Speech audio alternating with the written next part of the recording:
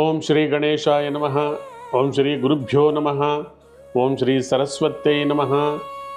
ಮಾತೃದೇವೋಭವ ತತ್ವಮಸಿ ಚಾನಲ್ ಪ್ರೇಕ್ಷಕರಿಗೆ ನಿಮ್ಮ ರಾಘವನ್ ವೆಂಕಟರಾಘವನ್ ಮಾಡ್ತಕ್ಕಂಥ ನಮಸ್ಕಾರಗಳು. ಪ್ರೇಕ್ಷಕರೇ, ಇದು ಉಡುಪಿ ನ್ಯೂಮರಾಲಜಿ ಅಂಡ್ ಅಸ್ಟ್ರಾಲಜಿ ಕಾರ್ಯಕ್ರಮ. ಇಂದು ನಾವು ಗುರು ಗೋಚಾರದಲ್ಲಿ ಸ್ಥಾನ ಬದಲಾವಣೆ ಬಗ್ಗೆ ಮಾತಾಡೋಕ್ಕೆ ಬಂದಿದ್ದೀವಿ. ಗುರು ಜೂನ್ 2ನೇ ತಾರೀಕಿಂದ ಅಕ್ಟೋಬರ್ 31ನೇ ತಾರೀಕುವರೆಗೂ ತನ್ನ ಉಚ್ಚ ರಾಶಿಯಾಗಿರ್ತಕ್ಕಂಥ ಕರ್ಕಾಟಕ ರಾಶಿಗೆ ಪ್ರಯಾಣ ಮಾಡ್ತಾ ಇದ್ದಾರೆ. ಕರ್ಕಾಟಕ ರಾಶಿಯಲ್ಲಿರ್ತಕ್ಕಂಥ ಈ ಸಂದರ್ಭದಲ್ಲಿ ಗೋಚಾರದಲ್ಲಿ ಬೇರೆ ಬೇರೆ ರಾಶಿಗಳಲ್ಲಿ 12 ರಾಶಿಗಳ ಮೇಲೆ ಯಾವ ಥರ ಪ್ರಭಾವ ಬೀರುತ್ತೆ ಅಂತಕ್ಕಂಥ ವಿಚಾರ ನಾವು ಮಾತಾಡಕ್ಕೆ ಬಂದಿದ್ದೀವಿ. ಗುರು ಅಂದರೆ ಜ್ಞಾನ, ಸಂಪತ್ತು, ಐಶ್ವರ್ಯ, ಸಂತಾನ, ಧರ್ಮ, ಆಚಾರ, ವಿಚಾರ, ದೇವರು, ನಂಬಿಕೆ.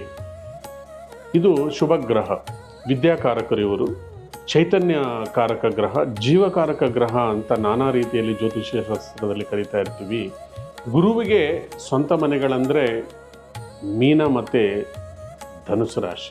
ಕರ್ಕಾಟಕ ರಾಶಿಯಲ್ಲಿ ಉಚ್ಚರಾಗಿರ್ತಾರೆ. ಈಗ ಕರ್ಕಾಟಕ ರಾಶಿಗೆ ತನ್ನ ಜರ್ನಿ ಯಾವ ಥರ ಇದೆ, ಗೋಚಾರದಲ್ಲಿ ಬೇರೆ ಬೇರೆ ರಾಶಿಗಳ ಮೇಲೆ ತನ್ನ ಚಾಪು ಯಾವ ಥರ ಇದೆ ಅಂತಕ್ಕಂಥ ವಿಚಾರ ನಾವು ಇವತ್ತು ಮಾತಾಡ್ತಾ ಇದ್ದೀವಿ. ಮುಂದಿನ ರಾಶಿ ಮಿಥುನ ರಾಶಿ. ಮಿಥುನ ರಾಶಿಯವರು ಸಾಕಷ್ಟು ಒಂದು ವರ್ಷದಿಂದ ಎಡರು ತೊಡರುಗಳನ್ನು ನೀವು ನೋಡಿದಿರಿ, ಮಾನಸಿಕ ಹಿಂಸೆಯನ್ನು ನೋಡಿದಿರಿ, ಉದ್ಯೋಗದಲ್ಲಿ ಏಳು ಬೀಳುಗಳನ್ನು ನೋಡಿದಿರಿ. ಇದು ಒಂದು ಸಕಾಲ ಇದೆ. ಗುರು ನಿಮ್ಮ ನಿಮಗೆ ಧನಸ್ಥಾನದಲ್ಲಿ, ಕುಟುಂಬ ಸ್ಥಾನದಲ್ಲಿ ಉಚ್ಚನಾಗಿದ್ದಾರೆ. ಧನಸ್ಥಾನದಲ್ಲಿದ್ದಾರೆ ಅಂದರೆ ನಿಮಗೆ ದುಡ್ಡು ಸಂಪಾದನೆ ಮಾಡೋಕ್ಕೆ ಹೊಸ ಹೊಸ ಅವಕಾಶಗಳು ಸಿಕ್ಕತ್ತೆ. ಪಾಲುದಾರಿಕೆಯಲ್ಲಿ ನಿಮಗೆ ಒಳ್ಳೆಯ ಅವಕಾಶಗಳು ಸಿಕ್ಕತ್ತೆ. ಮತ್ತು ಮದುವೆ ಮತ್ತು ಸಂತಾನಕ್ಕಾಗಿ ಯಾರ್ಯಾರು ಪ್ರಯತ್ನ ಮಾಡ್ತಾ ಇದ್ದಾರೋ ಅವ್ರಿಗೆ ಕೂಡ ಜಯ ಸಿಕ್ಕತ್ತೆ. ಮತ್ತು ಧನ ಸಂಚಯ ಆಗ್ತಕ್ಕಂಥದ್ದು, ಕುಟುಂಬದಲ್ಲಿ ಲವಲವಿಕೆ ವಾತಾವರಣ ಇರತಕ್ಕಂಥದ್ದು. ಮತ್ತು ನಿಮಗೆ ಮುಖ್ಯವಾಗಿ ನಿಮ್ಮ ರಾಶಿಗೆ 5ನೇ ಮನೆಯೇ ಆಗಿರ್ತಕ್ಕಂಥ ತುಲಾ ರಾಶಿಗೆ ದ್ವಿತೀಯದಲ್ಲಿ ಗುರು ಇದ್ದಾರೆ. ಅಂದರೆ ನಿಮ್ಗೆ 6ನೇ ಮನೆಯಲ್ಲಿ ಗುರು ಇದ್ದಾರೆ. ಅಂದರೆ ಸ್ವಲ್ಪ ಅಸಿಡಿಟಿ ಬಗ್ಗೆ ಕೂಡ ನೀವು ಸ್ವಲ್ಪ ಗಮನ ಕೊಡಬೇಕು. ಆರೋಗ್ಯದಲ್ಲಿ ಸ್ವಲ್ಪ ಗಮನ ಬೇಕು. ಮತ್ತು ಅತಿಯಾದಂಥ ಗ್ಯಾಸ್ ಕ್ರಿಯೇಟ್ ಮಾಡ್ತಕ್ಕಂಥ ಆಹಾರ ಪದಾರ್ಥಗಳನ್ನು ನೀವು ಸ್ವಲ್ಪ ಅವಾಯ್ಡ್ ಮಾಡಬೇಕು. ನೀವು ಕಡಲೆ ದಾನ ಮಾಡೋದರಿಂದ ನಿಮ್ಗೆ ಇನ್ನೂ ಹೆಚ್ಚು ಶುಭ ಫಲಗಳನ್ನು ಪಡ್ಕೊಳ್ತೀರಿ. ಹಾಗೆ ನಿಮಗೆ ಕರ್ಮಸ್ಥಾನವನ್ನು ಗುರು ನೋಡ್ತಾ ಇದ್ದಾರೆ. ಕರ್ಮಸ್ಥಾನವನ್ನು ಗುರು ನೋಡ್ತಾ ಇದ್ದಾರೆ ಅಂದರೆ ಉದ್ಯೋಗದಲ್ಲಿ ಸ್ವಲ್ಪ ಲವಲವಿಕೆಯ ವಾತಾವರಣ, ಉದ್ಯೋಗದಲ್ಲಿ ಹೊಸ ಅವಕಾಶಗಳು, ಬಡ್ತಿ ಬರ್ತಕ್ಕಂಥದ್ದು, ಉದ್ಯೋಗದಲ್ಲೇ ಜಯ ಸಿಗ್ತಕ್ಕಂಥದ್ದು. ಓವರಾಲ್ ಆಗಿ ಕುಟುಂಬ ವಿಚಾರದಲ್ಲಿ ಸಂತೋಷವಾಗಿರ್ತಕ್ಕಂಥದ್ದು, ಸಂತಾನಕ್ಕಾಗಿ ಮದುವೆಗಾಗಿ ಪ್ರಯತ್ನ ಮಾಡೋರಿಗೆ ಜಯ ಸಿಗ್ತಕ್ಕಂಥದ್ದು, ಮನೆ ಕಟ್ಟೋರಿಗೆ ಒಳ್ಳೆಯ ಶುಭ ಸುದ್ದಿ, ವಾಹನ ಖರೀದಿಗೆ ಇದು ಸಕಾಲ. ಪ್ಲಸ್ಸು ನಿಮಗೆ ಕರ್ಮಸ್ಥಾನದಲ್ಲಿ ಗ್ರಹ ಗುರು ನೋಡ್ತಾ ಇರೋದರಿಂದ ಉದ್ಯೋಗಕ್ಕಾಗಿ ಅವಕಾಶ ಹೊಸದಾಗಿ ಪ್ರಯತ್ನ ಮಾಡೋರಿಗೆ ಅಥವಾ ಉದ್ಯೋಗದ ಬದಲಾವಣೆ ಮಾಡೋರಿಗೆ, ಮನೆ ಬದಲಾವಣೆ ಮಾಡೋರಿಗೆ, ಮನೆ ಖರೀದಿ ಮಾಡೋರು ಕೂಡ ಶುಭ ಸಂದರ್ಭ ಇದೆ. ಈ ಸಂದರ್ಭವನ್ನು ನೀವು ಒಳ್ಳೆಯ ರೀತಿಯಲ್ಲಿ ಬಳಸ್ಕೊಳ್ಳಿ. ನಿಮಗೆ ಮುಖ್ಯವಾಗಿ 4 ಮುಖ ರುದ್ರಾಕ್ಷ ಚೆನ್ನಾಗಿರುತ್ತೆ. ನೀವು 5ನೇ ಮತ್ತು 6ನೇ ಸಂಖ್ಯೆ, 1ನೇ ಸಂಖ್ಯೆಯನ್ನು ನೀವು ಫಾಲೋ ಮಾಡಿ. ಪ್ಲಸ್ ಹೆಚ್ಚಾಗಿ ಗ್ರೀನ್ ಕಲರ್, ವೈಟ್ ಕಲರ್ ಬಣ್ಣಗಳನ್ನು ನೀವು ಬಳಸೋದ್ರಿಂದ ಶುಭವಾಗುತ್ತೆ. ಮುಖ್ಯವಾಗಿ ಈ ಕಾರ್ಯಕ್ರಮ ಮುಕ್ತಾಯ ಮಾಡೋಕ್ಕೆ ಮೊದಲು ನಾವು ಗುರುವಿಗೆ ಯಾವ ಥರ ಶಾಂತಿ ಮಾಡ್ಕೋಬೇಕು, ಗುರುವನ್ನು ನಾವು ಯಾವ ಥರ ಒಲಿಸ್ಕೋಬೇಕು ಅಂತಕ್ಕಂಥ ವಿಚಾರ. ಗುರು ಅಂತಕ್ಕಂಥವರು ಒಲಿದ್ರೆ ಶಿವ ಕೂಡ ಏನೂ ಮಾಡೋಕ್ಕಾಗಲ್ಲ. ಗುರು ಒಲಿದ್ರೆ ಎಲ್ಲವೂ ಸಿಕ್ಕತ್ತೆ. ಗುರು ಮುನಿದ್ರೆ ನಮಗೇನು ಸಿಕ್ಕೋದಿಲ್ಲ ಜೀವನದಲ್ಲಿ. ಈ ಗುರುವನ್ನು ಒಲಿಸ್ಕೋಬೇಕಂದ್ರೆ ಮುಖ್ಯವಾಗಿರ್ತಕ್ಕಂಥ ಗುರು ತತ್ವದಲ್ಲಿರ್ತಕ್ಕಂಥ ಗುರುಗಳನ್ನು ನಾವು ಆರಾಧನೆ ಮಾಡಬೇಕು. ಮುಖ್ಯವಾಗಿ ರಾಘವೇಂದ್ರ ಸ್ವಾಮಿಗಳು, ದತ್ತಾತ್ರೇಯ ದೇವರು,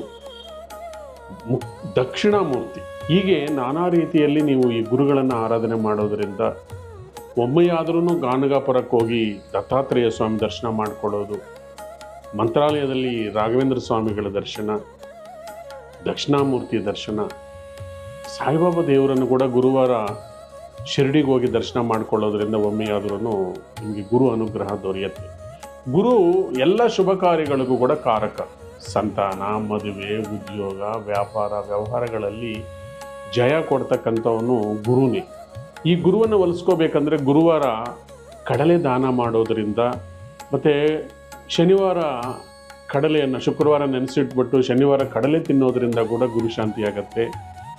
ಮತ್ತು ಗುರುಗೆ ಯೆಲ್ಲೋ ಕಲರ್ ಬಟ್ಟೆಯನ್ನು ಧಾರಣೆ ಮಾಡೋದ್ರಿಂದ, ಗುರುಗೆ ಯೆಲ್ಲೋ ಸಫೇದ್ ಅಂದರೆ ಇವೆಲ್ಲ ಜ್ಯೋತಿಷ್ ಶಾಸ್ತ್ರದ ಪ್ರಕಾರ ಧಾರಿಸಬೇಕು, ಯೆಲ್ಲೋ ಸಫೇದ್ ಸ್ಟೋನನ್ನು. ಮತ್ತು ಗುರು ಮಂತ್ರಗಳಾಗಿರ್ತಕ್ಕಂಥ ಓಂ ಬೃಹಸ್ಪತಿಯೇ ನಮಃ, ಈ ಮಂತ್ರವನ್ನು ದಿನಕ್ಕೆ 108 ಬಾರಿ, ಹಾಗೆ ಓಂ ಗ್ರಾಂ ಗ್ರೀಂ ಗ್ರೌಂ ಸಹ ಗುರವೇ ನಮಃ ಈ ಮಂತ್ರವನ್ನು ದಿನಕ್ಕೆ 108 ಸಾರ್ತಿ ಹೇಳ್ಕೊಳ್ತಕ್ಕಂಥದ್ದು. ಇಲ್ಲ ನವಗ್ರಹ ಮಂತ್ರದಲ್ಲಿ ದೇವನಾಂಶ ಗುರುನಾಂಶ ಈ ಮಂತ್ರವನ್ನು ನೀವು ದಿನಕ್ಕೆ 108 ಸಾರ್ತಿ ಹೇಳ್ಕೊಳ್ತಕ್ಕಂಥದ್ದು. ಗುರುಚರಿತ್ರೆಯನ್ನು ಓದ್ತಕ್ಕಂಥದ್ದು. ಹೀಗೆ ಗುರುಗಳನ್ನು ನೀವು ಹೊಲಿಸ್ಕೋಬೋದು. ಮುಖ್ಯವಾಗಿ ಶುಭ ಕಾರ್ಯಗಳು ನಡೀದೇ ಇರೋದಕ್ಕೆ ಗುರುಗ್ರಹ ಒಂದೇ ಕಾರಣವಲ್ಲ, ಇದಕ್ಕೆ ಮೂಲ ಬೇರು ತತ್ವವನ್ನು ನಾವು ತಿಳ್ಕೋಬೇಕು. ಈಗ ನಾವು ಬೇರುಗಳು ನೀರನ್ನು ಹೀರ್ಕೊಂಡು ಫಲ ಪುಷ್ಪವನ್ನು ಕೊಡುತ್ತೆ, ಮರ ಬೆಳೆಯುತ್ತೆ, ಬ್ರಾಂಚಸ್ ಬರುತ್ತೆ, ದೊಡ್ಡದಾಗತ್ತೆ. ಈ ಮೂಲ ಬೇರು ಅಂತಕ್ಕಂಥದ್ದು ನಮ್ಮ ಕುಲದೇವರು ಮತ್ತು ಕುಲದೇವತೆ. ಈ ಕುಲದೇವತೆ ಮತ್ತು ಕುಲದೇವರನ್ನು ಇಂದಿನ ಕಾಲದವರು ಜಾಸ್ತಿ ಆರಾಧನೆ ಮಾಡ್ತಾ ಇದ್ರು. ಅದಕ್ಕೆ ಮನೆಯಲ್ಲಿ ಮದುವೆಗಳು 25 ವರ್ಷ ಅದ ಒಳಗಡೆ ಮದುವೆಗಳಾಗ್ತಾ ಇತ್ತು, ಹೆಣ್ಣಾಗಲಿ ಗಂಡಾಗಲಿ.